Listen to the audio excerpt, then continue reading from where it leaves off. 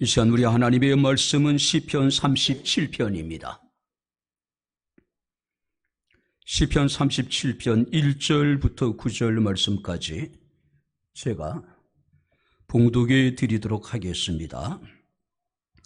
악을 행하는 자들 때문에 불평하지 말며 불의를 행하는 자들을 시기하지 말지어다. 그들은 풀과 같이 속히 배임을 당할 것이며 푸른 채소같이 세잔할 것이미로다. 여호와를 의뢰하고 선을 행하라. 땅에 머무는 동안 그의 성실을 먹을거리로 삼을지어다. 또 여호와를 기뻐하라. 그가 내 마음의 소원을 내게 이루어 주시리로다. 내 길을 여호와께 맡기라. 그를 의지하면 그가 이루시고 내 의를 빛같이 나타내시며 내 공의를 정오의 빛같이 하시리로다. 여호와 앞에 잠잠하고 참고 기다리라. 자기 길이 형통하며 악한 길을 이루는 자 때문에 불평하지 말지어다. 분을 그치고 노를 버리며 불평하지 말라. 오히려 악을 만들 뿐이라.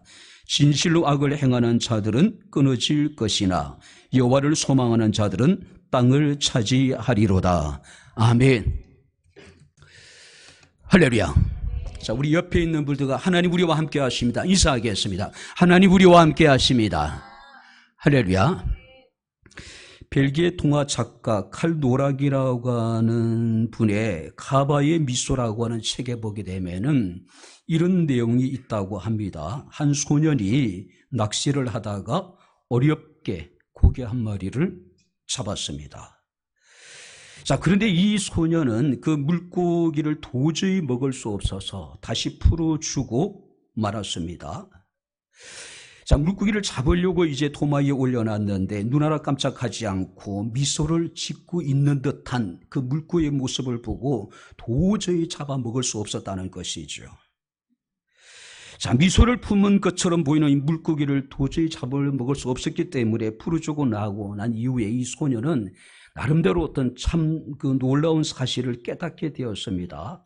바로 어떤 상황에서도 바로 미소를 유지할 수 있는 평정심, 이 평정심이 자기를 살게 할 것이라고 하는 분명한 확신, 깨달음을 가지게 되었다는 겁니다.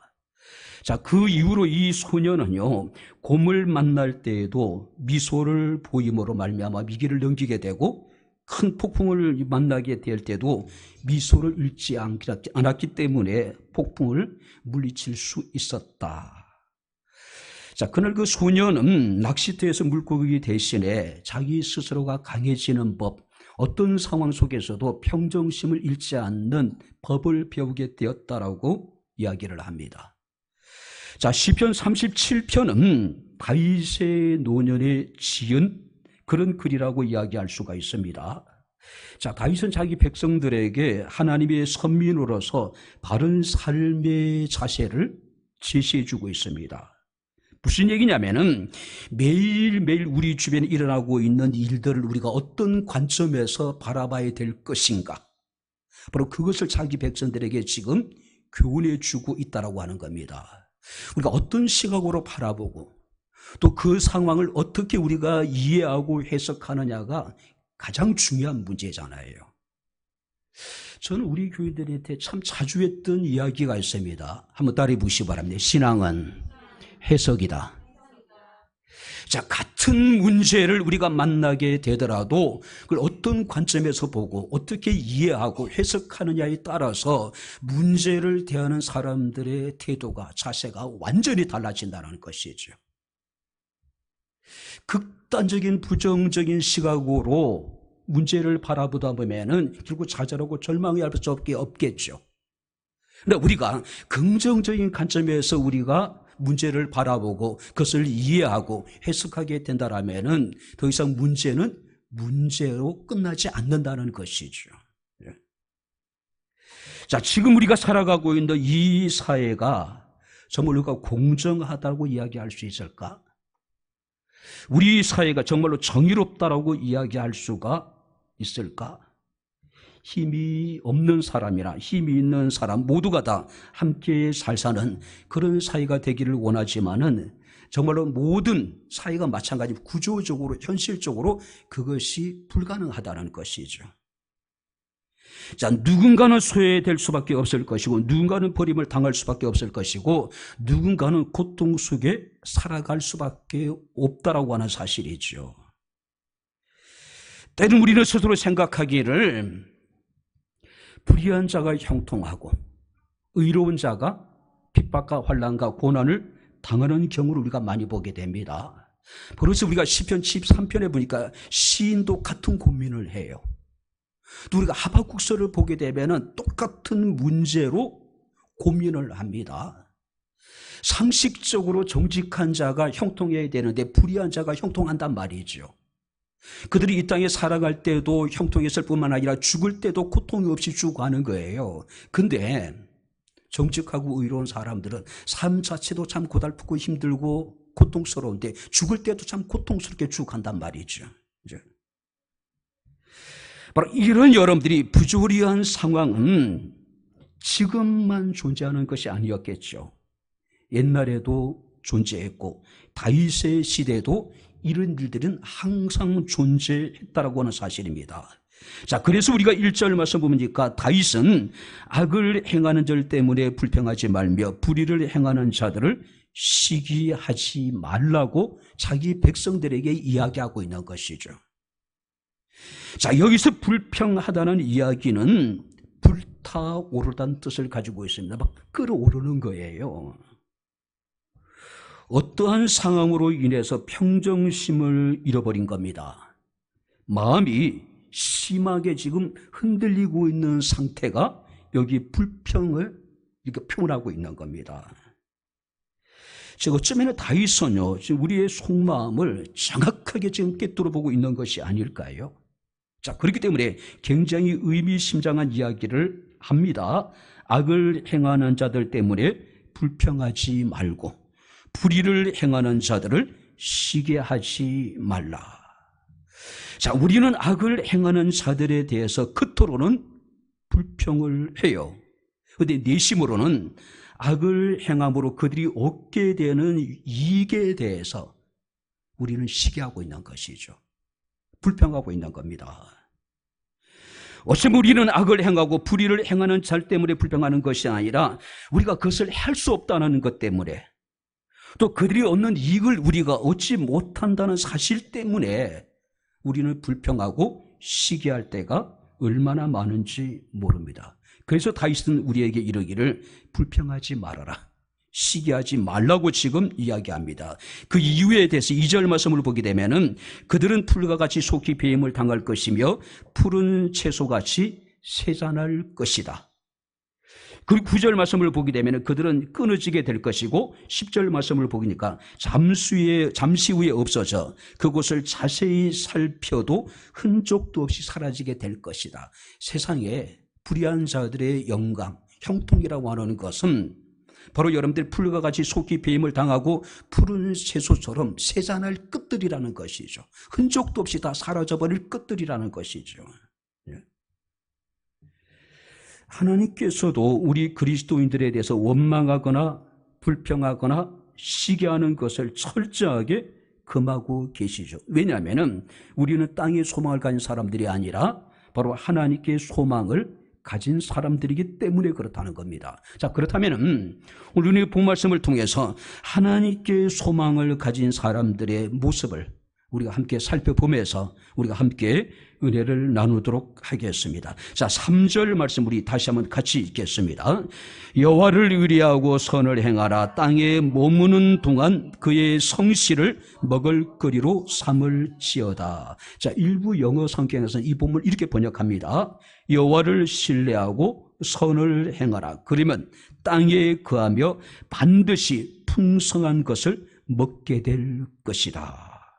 불평하지 말고 시기하지 말고 너희는 하늘의 소망을 가진 사람들이기 때문에 하나님께 소망을 둔 사람들이기 때문에 오직 여호와를 의뢰하고 선을 행하라. 특별히 여기서 의뢰한다는 이야기는 기댄다는 뜻을 가지고 있습니다. 한데 묶는다는 뜻을 가지고 있습니다. 완전히 접착시키다라고 하는 뜻을 가지고 있습니다. 그렇다면 우리가 여호와를 의뢰한다라고 하는 것은 하나님과 나를 하나로 완전히 접착시켜버리는 것. 우리가 하나님께 온전히 자기 자신을 기대는 것. 또 하나님과 나를 한데 묶는다는 그런 뜻을 가지고 있습니다. 자, 그렇기 때문에 우리가 하나님을 의뢰한다라고 하는 것은 바로 하나님의 관계의 출발점이에요. 우리의 신앙의 출발점이 바로 하나님을 의뢰한다. 바로 하나님께 나를 기댄다는 뜻을 가지고 있고, 하나님과 나를 한데 묶는다. 바로 하나님과 나를 완전히 접착시켜버린다.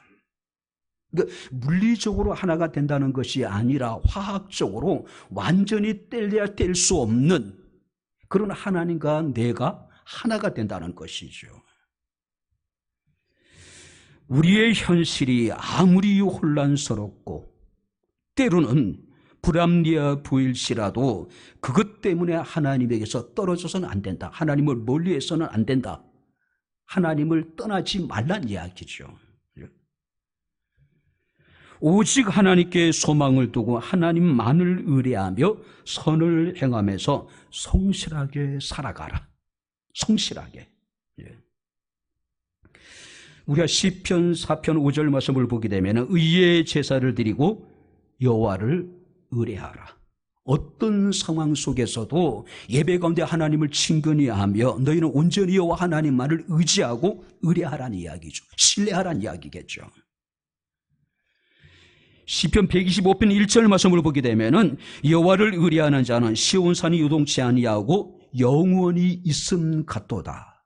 그러니까 여호와를 의뢰하는 사람은 어떤 상황 속에서 요동하지 않는다는 이야기입니다. 어떤 상황 속에서도 여전히 우리가 태어날 수가 있다는 것이죠. 예레미야 17장 7절 8절 말씀을 보게 되면 무릇 여호와를 의지하며 여호와를 의뢰하는 그 사람은 복을 받을 것이다.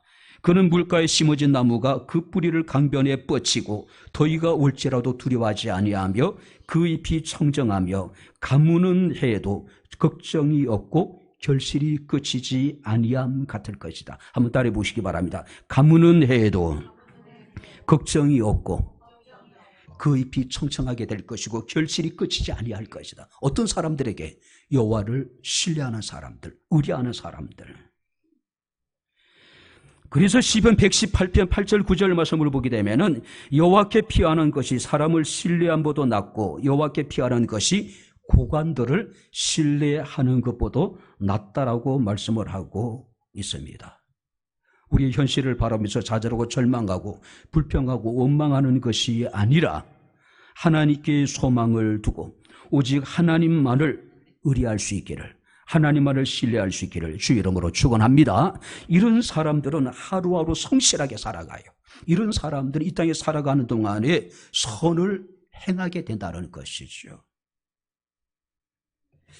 뿐만 아니라 하나님께 소망을 두는 사람은 어떤 사람들입니까? 4절 말씀을 보시기 바랍니다. 또 여호와를 기뻐하라. 그가 내 마음의 소원을 내게 이루어 주시리라. 여기서 말하는 기뻐하라는 이야기는요, 고상한 기쁨을 충분하게 누리라. 자, 여기서 말하는 기쁨이라고 하는 것은 세속적인 기쁨이 아닙니다. 물질적인 기쁨이 아닙니다. 하나님과의 친밀한 교제를 통해서 누릴 수 있는 기쁨을 충분하게 누리라. 오직 이 기쁨이라는 것은 하나님께 소망을 둔 사람만이 누릴 수 있는 기쁨이라는 겁니다. 왜냐하면 이 기쁨이 하나님이 되시기 때문에 그래요. 혹자는 이 기쁨을 예배적인 기쁨이라고 표현하더라고요. 우리가 하나님을 기뻐하고 하나님께 나아가 그를 찬양하고 바로 하나님께 예배하게 될 때에 누릴 수 있는 기쁨, 바로 이 기쁨을 바로 여러분들이 이 다윗은 노래하기를 여호와를 기뻐하라. 이런 기쁨을 날마다 충만하게 누리라. 이 아침에 여러분들은 어떤 마음으로 왔습니까? 아니, 지금 여러분들은 하나님께 예배하고 있는데 여러분들의 마음속에는 어떤 기쁨이 있습니까? 바로 여러분들이 이 예배적인 기쁨이 우리에게 충만할 수 있기를 주 이름으로 축원합니다. 위로부터 주어지는 참 기쁨. 이건 상대적인 기쁨이 아닙니다. 조건적인 기쁨이 아닙니다. 절대적인 기쁨이라는 것이죠. 자, 하나님께서는 자기에게 예배하는 자를 찾으신다고 말씀을 하고 있습니다. 자기에게 예배하는 자들을 하나님께서 기쁨을 주실 뿐만 아니라 자기에게 예배하는 자들의 마음을, 소원을 하나님께서는 이루어 주시겠다는 이야기죠. 우리가 창세기 5장 24절 말씀을 보게 되면은 에녹이 하나님과 동행하더니 하나님이 그를 데려가심으로 세상에 있지 않았다. 자, 그리고 히브리서 11장 5절 말씀을 보게 되면은 그는 옮겨지기 전에, 자, 그는 누굽니까? 에녹이에요. 에녹은 옮겨지기 전에 하나님을 기쁘시게 하는 자라는 증거를 받았다. 자, 이 에녹은 하나님과 동행을 했고, 또 이 에녹은 하나님을 기쁘시게 한 사람이었고, 하나님을 기뻐한 사람이었다. 자, 여기서 구약에 동행했다는 것과 신약에 하나님을 기쁘시게 했다라고 하는 단어는 동의어예요. 같은 뜻을 가지고 있는 겁니다. 바로 하나님과 동행하는 사람이 하나님을 기쁘시게 하는 사람이고, 하나님을 기쁘시게 하는 사람이 곧 하나님과 동행하는 사람이다. 하나님은 이런 사람들에게 기쁨을 주시는 하나님. 할렐루야. 우리의 삶이 하나님께 소망을 두고 하나님과 동행하는, 하나님을 기쁘시게 하는 삶, 하나님께 소망을 두고 하나님을 기뻐함으로 하나님과 동행하는 삶, 바로 저와 여러분들의 삶이 될 수 있기를 주의 이름으로 축원합니다. 우리가 느헤미야서 8장 10절 말씀을 보게 되면은 여호와로 인하여 기뻐하는 것이 너희의 힘이다. 하나님을 기뻐하는 그 자체가 우리에게 힘이 된다는 것이죠. 세상을 이길 수 있는 힘이 되고 삶의 문제를 해결할 수 있는 힘이 되고 어떤 상황 속에서도 우리가 믿음으로 승리할 수 있는 힘이 뭐냐면은 하나님을 기뻐하는 것. 독일의 실존주의 철학자 니체, 우리는 염세주의자라고 이야기를 하죠. 니체 이런 얘기를 합니다. 그리스도인들이 과연 구원을 받은 사람들처럼 보인다면 나도 그들의 하나님을 믿겠노라. 자, 니체는 신은 죽었다라고 이야기를 하잖아요. 근데 그가 신은 죽었다라고 했던 것이 뭐냐면은 자신의 주변에 흔히 말해서 믿는 자들이라고 하는 사람들의 삶을 보니 도무지 하나님의 살아계심을 그들의 삶 속에서 느낄 수가 없었다. 그래서 결론 내립니다. 신은 죽었다라고 해요.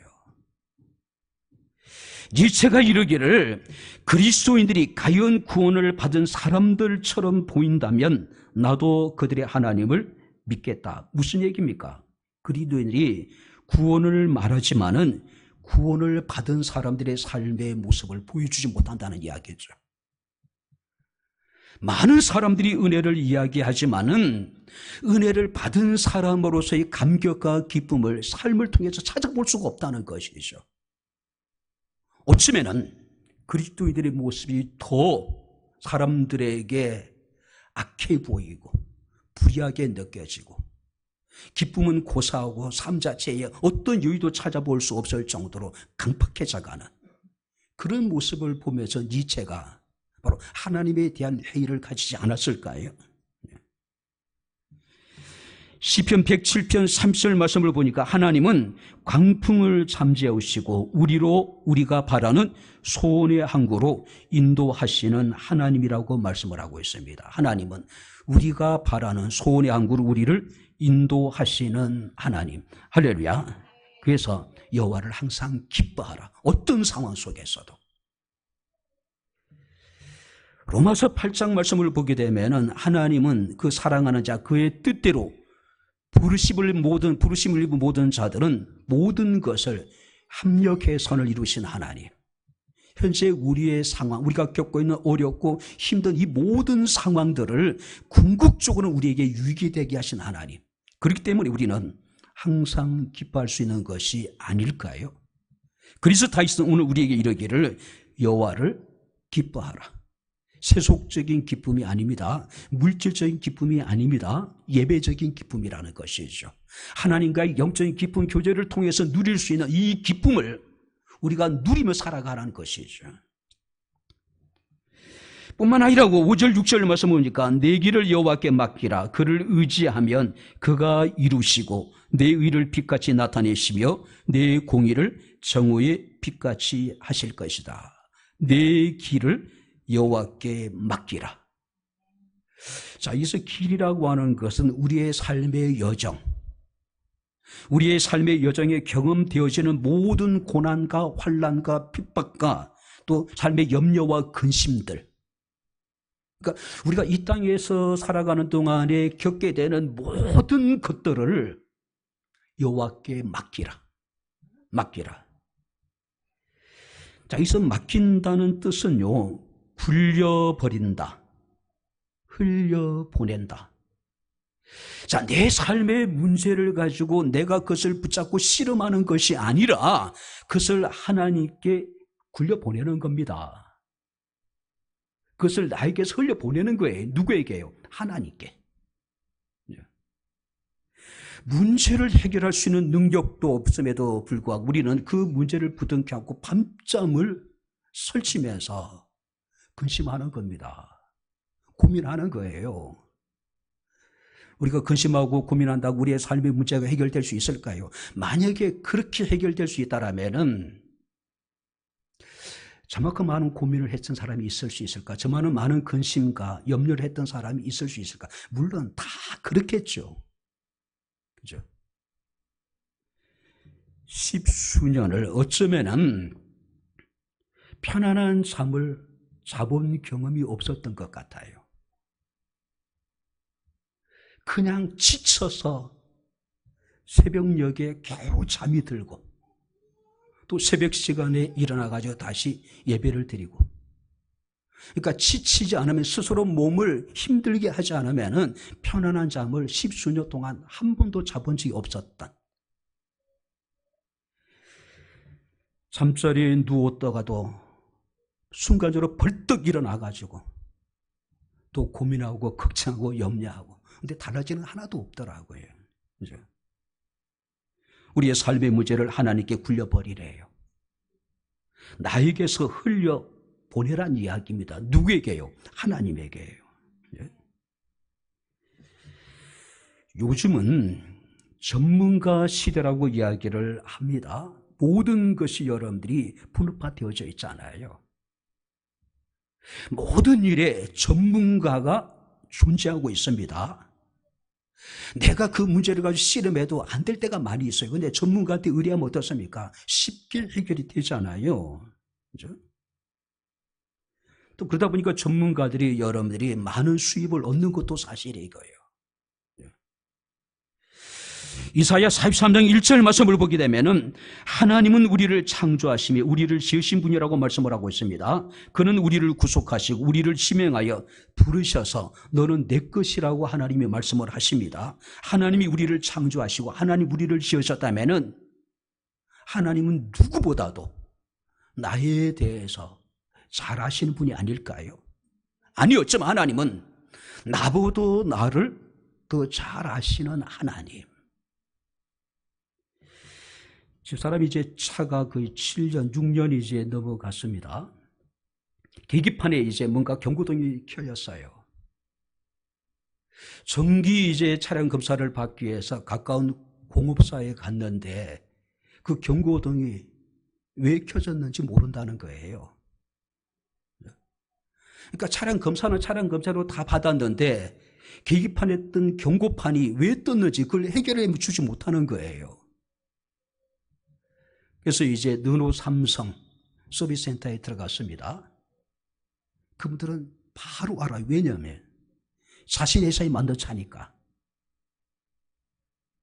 가까운 공업사는 다른 자동차의 직영이라고 이야기를 하는데 실제적으로 다른 자동차에서 계기등에 어떤 경고등이 켜졌음에도 불구하고 왜 들어간지 모른다는 거예요. 그죠? 그 자동차에 대해서 가장 잘 아는 서비스 센터는 그 자동차를 만든 회사의 서비스 센터. 그렇다면은 우리에 대해서 우리를 가장 잘 아시는 분, 어쩌면은 나보다 나를 더 잘 아시는 분이 우리를 지으신 하나님이시잖아요. 그분께 맡길 만한 분명한 이유가 있지 않을까요? 근거가 되지 않을까요? 그래서 우리가 잠언서 16장 3절 말씀을 보니까 너의 행사를 여호와께 맡기라. 여기 행사라고 하는 것은 너의 모든 일을 다 여호와께 맡기래요. 자, 뿐만 아니라 베드로전서 5장 7절 말씀을 보니까 너희 염려를 다 주께 맡겨버리라고 말씀을 하고 있습니다. 왜냐하면 그가 저를 돌보아 주실 것이다. 자, 뿐만 아니라 시편 55편 22절 말씀을 보니까 내 짐을 여호와께 맡겨버리라고 말씀을 하고 있습니다. 뿐만 아니라 로마서 12장 19절 말씀을 보니까 너희가 원수 갚지 말고 진노하심에 맡기라. 원수 갚는 것까지도 하나님께 다 맡기래요. 왜냐하면 하나님이 자신의 소유이기 때문에 자신이 지으시고 창조하시고 자신이 구속하시고 지명하여 부르신 당신의 것이기 때문에 하나님이 친히 보응해 주시겠다는 이야기죠. 우리의 상황은 모든 것이 불확실하고 불투명합니다. 한 치 앞도 내다볼 수 없는 것이 우리의 인생이라고 이야기할 수가 있겠죠. 자, 그렇기 때문에 다윗은 우리에게 이르기를 여호와께 맡기라. 여호와께 맡기라는 것이죠. 86년도에 인생은 미완성이라고 하는 노래가 나왔죠. 그 노래 가사가 이렇습니다. 인생은 미완성, 쓰다가 많은 편지, 그래도 우리는 곱게 써가야 해. 인생은 미완성, 그리다가 많은 그림, 그래도 우리는 아름답게 그려야 해. 어쩌면 이것이 굉장히 지혜로운 여러분들이 이야기가 아닐까요? 내 스스로의 삶이라고 생각합니다. 내 인생이기 때문에 내가 모든 것을 내 마음대로 할 수 있다라고 생각을 해요. 근데 실제적으로 우리가 자신의 인생을 온전하게 할 수 있을까? 자신의 인생을 완전하게 할 수 있을까? 자신의 인생을 완성할 수 있을까? 아닌 것 같아요. 평생 우리 인생을 우리 아무리 열심히 살아가더라도 우리 인생의 결론은 미완성이에요. 그렇지 않습니까? 자, 그렇다면 우리의 삶을 온전하게 하실 수 있으신 분, 우리의 삶의 퍼즐을 완전히 맞춰서 우리 인생을 완성시킬 수 있으신 분은 누구일까요? 믿음의 주요, 온전케 하시는 이인 예수. 할렐루야. 그 예수님을 바라보고 그 예수께 다 맡기자는 이야기죠. 예전에 사우론을 가게 되면은 기중품은 주인에게 맡겨주십시오. 맡기지 않는 것은 책임지지 않습니다. 여러분들의 삶의 가장 소중한 것들, 그것이 무엇이 있습니까? 하나님께 맡기면 하나님 책임져 줍니다. 할렐루야. 맡기지 않으면 하나님도 책임져 주지 않아요. 제가 말씀드리지만은 제가 전도사 때 이제 후배 전사님이 계셨습니다. 근데 그 친구하고 저는 모든 게 극과 극이에요. 이 친구는 80이 넘어요, 키가. 어마어마하게 컸어요. 저는 보시다시피 작아요. 그러니까 모든 게 비유가 되는 거예요. 그나마 이제 하나님이 제가 작다 보니까 그 친구와 같지 않는 다른 뭔가 있긴 있더라고요. 근데 하루는 어느 집사님이 이 친구를 데리고 그랜드 백화점에 가서 그 당시 옛날에 반도 패션이라고 있었어요. 그죠? 지금 LG 패션이잖아요. LF인가? 근데 와, 진짜 좋은 옷을 한 벌을 사줬어요. 이렇게 정장은 아니고 이렇게 콤비로 해가지고 되게 비싼 옷을. 근데 이 친구가 이제 옷을 입고 가지고 전사님 하면서 막 자랑을 하는 거예요. 근데 저는 못 얻어 입었어요. 근데 하루는 이 친구가 이제 동네 목욕탕을 갔는데 옷을 다 잃어버린 거예요. 야, 얼마나 고소하던지요. 근데 주인이요, 그 옷을 보상해 줬어요. 맡기지는 않은 것지만은 여러분들이 그 사물함인가 간물함인가 거기다 옷을 넣었기 때문에 누군가가 열쇠를 열고 옷을 가져갔기 때문에. 근데 궁금한 건 이 친구가 목욕탕에서 어떻게 나왔는지 모르겠어요. 일단 옷을 잊어버렸어요. 놈노 패션. 진짜 좋은 옷이었어요. 굉장히 부드럽고 저는 한 번도 이렇게 만져보지도 못한, 그때 정말로 좋은 옷이었어요. 어떻게 나왔을까 굉장히 궁금해요. 근데 어찌됐든 간에 주인이 보상해 주더라고요. 기증품은 주인에게 맡겨주십시오. 맡기지 않는 것은 책임지지 않습니다. 여러분들이 가장 소중한 것들 하나님께 맡기시게 되길 주 이름으로 축원합니다. 여러분들의 생명을 맡기고 우리의 영혼을 맡기고 우리의 가정, 우리 자녀들, 우리 여러분들이 부모님들, 아내, 남편, 또 우리의 사업장들, 우리의 꿈, 그러니까 내가 가장 소중하게 여기는 것들을 하나님께 맡기란 이야기입니다. 그럼 하나님 그 소중한 것들을 책임져 준다는 이야기죠. 근데 우리는 노파심에 맡기지 못해요. 맡겼다가 뭔가 잘못될 것 같아요. 오히려 맡겼다가 손해를 볼 것 같습니다. 하나님께 맡기는 것보다 내가 스스로 모든 것을 알아서 하는 것이 낫다고 생각하는 것이죠. 일을 계획하시고 일을 이루시고 일을 성취하시는 여호와께 우리의 삶의 문제를 맡겨버리게 되기를 주 이름으로 축원합니다. 그러면 하나님이 책임져 주겠다는 이야기죠. 자, 마지막으로 우리 7절 말씀을 읽겠습니다. 자, 7절을 우리 마지막으로 같이 읽겠습니다. 여호와 앞에 잠잠하고 참고 기다리라. 자기 길이 형통하며 악한 길을 이루는 자 때문에 불평하지 말지어다. 여호와 앞에 잠잠하고 참고 기다리라. 여기서 기다리라는 이야기는요, 고대하며 기다리라. 막연하게 넋을 놓고 체념하는 것이 아닙니다. 어떤 상황 속에서도 불평하지 말고 원망하지 말고 시기하지 말고 하나님 앞에 잠잠하고 참고 기다리라. 그러니까 하나님의 약속을 절대적으로 신뢰하고 하나님이 행하실 때를 기다리라는 이야기죠. 히브리서 6장 14절 15절 말씀을 보니까 하나님께서 아브라함에게 약속하셨습니다. 내가 반드시 너에게 복주고 복주며 너를 번성하게 하고 번성하게 하리라 하셨더니 한번 따라해 보시기 바랍니다. 그가 이같이 오래 참아 약속을 받았느니라. 오래 참았대요. 아브라함이 75세 되었을 때 갈대아 우르에 있을 때 하나님께서 그에게 복을 주시겠다라고 약속을 하셨습니다. 이미 여자로서의 아이를 생산할 수 있는 기능을 상실해버린 사라와 이미 나이가 많아서 아이를 생산할 능력을 잃어버린 이 아브라함에게 자식을 주겠다고 약속하셨어요. 아들을 주겠다고 약속했습니다. 그런데 그 약속이 이루어지기까지 25년이에요. 아니, 일주일도 못 기다릴 것 같은데, 한 달도 못 기다릴 것 같은데, 사반세기를 기다린 겁니다. 흔히 말하는. 그죠? 아브라함이 오래 참아 약속을 받았다. 오래 참았답니다.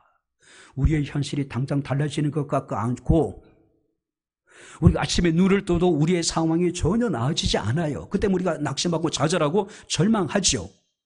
그래도 불구하고 하나님 우리에게 말씀하십니다. 오래 참아 하나님의 약속을 기다리라. 기다리라. 우리가 시편 34편 9절 10절 말씀을 보니까 하나님은 우리에게 가장 좋은 것을 주기를 원하시는 하나님. 그래서 이르기를 그를 경외하는 자에게는 부족함이 없도다. 젊은 사자는 궁핍하여 줄일지라도 여호와를 찾는 자는 한번 따라해 보시기 바랍니다. 모든 좋은 곳에 부족함이 없으리로다. 할렐루야. 모든 좋은 것을 우리에게 주기를 원하신다는 것이죠. 가장 좋은 것을 가장 적절한 때 가장 적절한 방법으로 우리에게 주시겠다는 이야기죠. 가장 아름다운 일들을 가장 적절할 때 가장 적절한 방법으로 하나님께서 모든 걸 이루어 나가시겠다는 것이죠. 그러니까 오래 참아 기다리라.